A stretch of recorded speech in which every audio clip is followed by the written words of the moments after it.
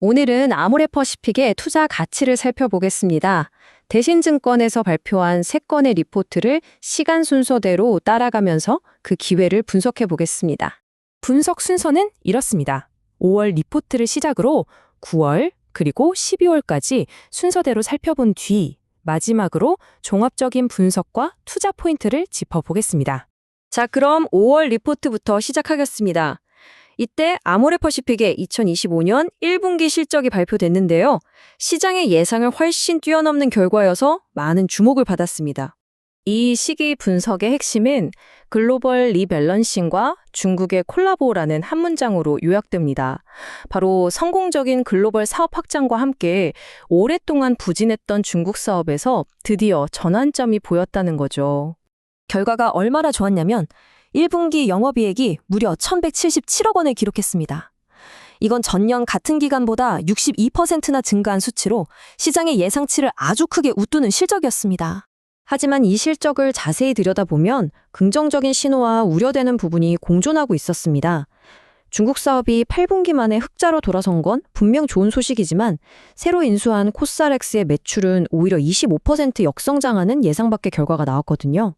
반면에 글로벌 리밸런싱 전략의 효과는 아주 뚜렷하게 나타났습니다. 보시는 것처럼 북미에서 30%, 유럽에서 70%라는 높은 성장률을 기록했죠. 이는 아모레퍼시픽의 핵심 브랜드들이 서구 시장에서 탄탄하게 자리를 잡아가고 있다는 증거였습니다. 이제 9월 리포트로 넘어가 보겠습니다. 이 시점이 되면 분석의 초점이 조금 달라지는데요. 리스크 요인보다는 회사가 가진 다각화된 브랜드 포트폴리오, 바로 이 점이 핵심 경쟁력으로 부각되기 시작합니다. 리포트에서는 아모레퍼시픽을 취향대로 골라 쓰는 브랜드 부자라고 표현했는데요.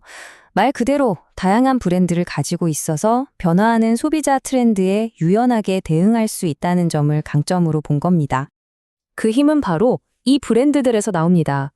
프리미엄 시장을 잡고 있는 설화수, 북미와 유럽 성장을 이끄는 라네즈, K뷰티를 널리 알리는 이니스프리에 더해 새로운 성장 동력으로 떠오르는 에스트라까지 아주 탄탄한 라인업이죠. 그리고 중요한 건 시장이 우려하던 2가지 리스크 요인들이 잘 관리되고 있었다는 점입니다. 중국 사업은 구조조정 이후 흑자 기조를 계속 유지했고 코스알엑스 역시 채널과 가격을 재정비하면서 점차 회복될 거라는 예상이 나왔습니다. 그리고 마침내 12월이 되면 시장의 평가는 또 한 단계 나아갑니다. 기존의 리스크와는 별개로 아모레퍼시픽의 본업 자체가 아주 튼튼하게 성장하고 있다는 확신이 자리 잡게 된 거죠. 가장 최신 리포트의 핵심 메시지는 바로 본업 성장 흐름이 계속된다는 것이었습니다.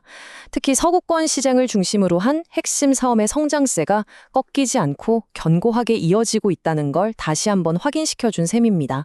여기서 말하는 본업이 무엇인지 정확히 짚고 넘어갈 필요가 있는데요. 코스알엑스를 제외한 아모레퍼시픽을 기존 사업 전체를 말합니다. 구체적으로는 미주나 유럽 같은 서구권에서 라네즈나 에스트라 같은 브랜드들이 만들어내는 성장을 의미하는 거죠. 중국 시장에 대한 전략도 크게 바뀌었습니다. 예전처럼 단순히 매출을 늘리는 게 아니라 이제 수익성을 확보하는 데 집중하고 있어요.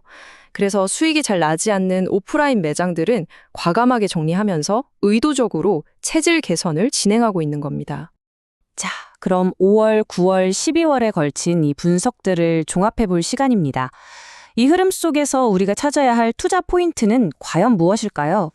흥미로운 점은 이런 여러 변화에도 불구하고 대신증권의 목표 주가는 16만 원으로 계속 유지가 됐다는 겁니다. 5월에도 9월에도 그리고 12월에도 말이죠. 이는 회사가 나아가는 방향성에 대한 긍정적인 평가가 꾸준했다는 걸 의미합니다. 이 표를 보시면 전체적인 흐름이 한눈에 들어옵니다. 5월에는 서구권 성장이라는 기대와 코스알엑스 부진이라는 우려가 공존했죠. 9월에는 다각화된 포트폴리오로 리스크를 관리하며 체력을 키웠고요.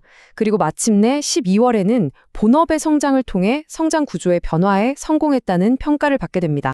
결론적으로 매수 의견이 유지된 가장 큰 이유는 이것입니다. 아모레퍼시픽이 더 이상 특정 지역이나 브랜드의 성과에 좌우되지 않는 브랜드와 지역 포트폴리오가 잘 다변화된 진정한 글로벌 회사로 변하고 있다는 판단 때문입니다. 그렇다면 마지막 질문은 이것입니다. 본업의 성장이 회사의 기초 체력을 튼튼하게 만든 것은 확인됐습니다. 그럼 앞으로 주가 상승의 기폭제, 즉 추가적인 상승 동력은 어디서 올까요? 그 열쇠는 결국 과거의 성장 동력이었던 중국과 코스RX가 얼마나 빠르게 회복되느냐에 달려 있을 겁니다.